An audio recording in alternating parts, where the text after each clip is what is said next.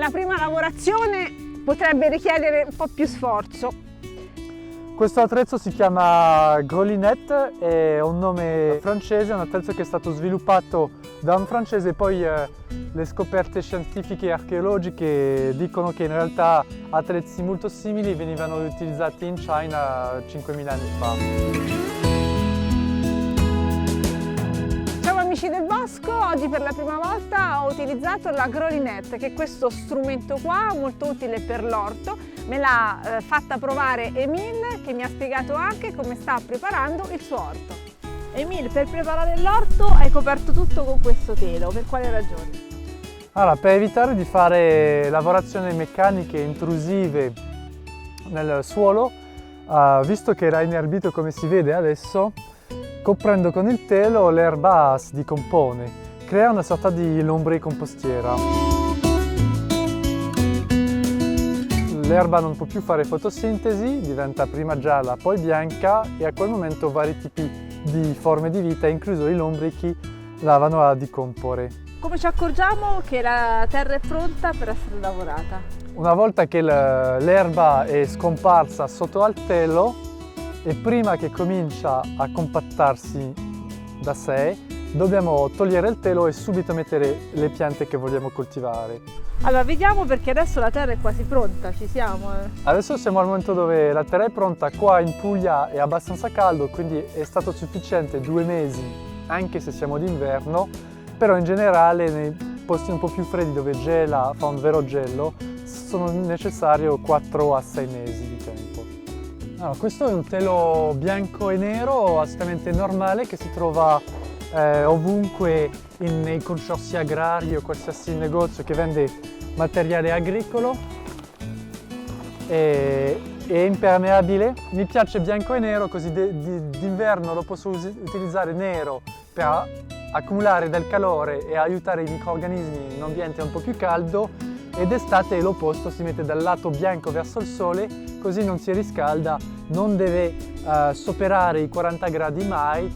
La struttura della terra è veramente bellissima, si scava a mano, è dolce, se la prendi in mano vedrai che è dolce proprio al tocco, no? Sembra proprio terra di bosco, terriccio. Fa un odore di fungo abbastanza buono, c'è tutta una serie di microrganismi vari molto importanti, e in questo terreno adesso, quando la terra è così, è fresata, non serve più fresare, lì posso seminare o trapiantare, le radici delle mie piante non avranno nessuna difficoltà a entrare giù nel terreno. Se riusciamo a entrare con il dito, dicevi, sì, si si può, può entrare anche con le me. radici possono entrare. Allora, in questo angolo probabilmente c'era un po' meno erba rispetto a di là, e si è già decomposta di più.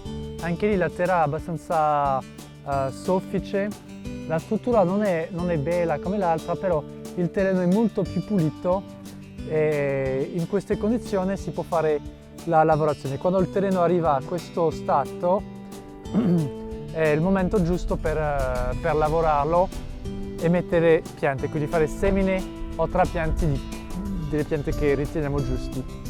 Possiamo vedere che ci sono anche organismi tipo funghi o batteri di vari tipi, lì ne abbiamo almeno 2 varietà diverse.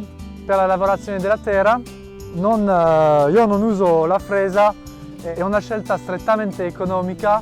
Lavorare a mano mi permette di risparmiare soldi sia quando devo investire, all'investimento all'acquisto del macchinario, ma anche quando lavoro. Prendo un pochino più tempo adesso a lavorare a mano rispetto se facevo una lavorazione con un attrezzo rotativo, però dopo avrò molta più flessibilità nel mio lavoro e risparmierò molto tempo. È facile da utilizzare? È facile da utilizzare, sì.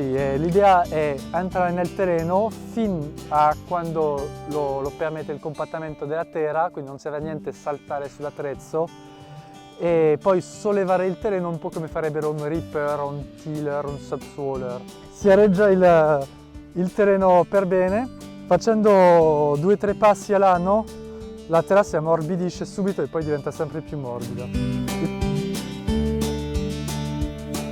Il vantaggio di fare questo è che viene areggiata, viene sollevata, viene alleggerita, entra l'ossigeno in profondità, però non abbiamo rotto la sua struttura naturale. Quindi non abbiamo danneggiato tutti i microrganismi. Grazie a questa lavorazione possono esprimersi di più invece che di meno con un attrezzo rotativo. Dopodiché si passa con un sarchiatore oscillante, quindi che è montato su un pivot e che farà la terra fine in superficie. Nel caso dell'orto aggiungo del compost, un termocompost che autoproduco, quindi un misto di materiale secco e di materiale fresco che viene girato per assicurarsi che è mantenuto in uno stato aerobico e crea l'humus di un bosco, l'equivalente di un humus di bosco. Viene messo sopra il terreno e questa è l'unica fertilità che si usa nel mio orto. Questo sistema mi piace molto, lo voglio provare, non è aggressivo nei confronti del suolo, non è difficile e soprattutto utilizza le risorse che sono già presenti nella terra, anche per migliorare appunto la fertilità della terra. Grazie di aver visto il video, spero vi sia piaciuto, lasciate i vostri commenti e ci vediamo al prossimo video.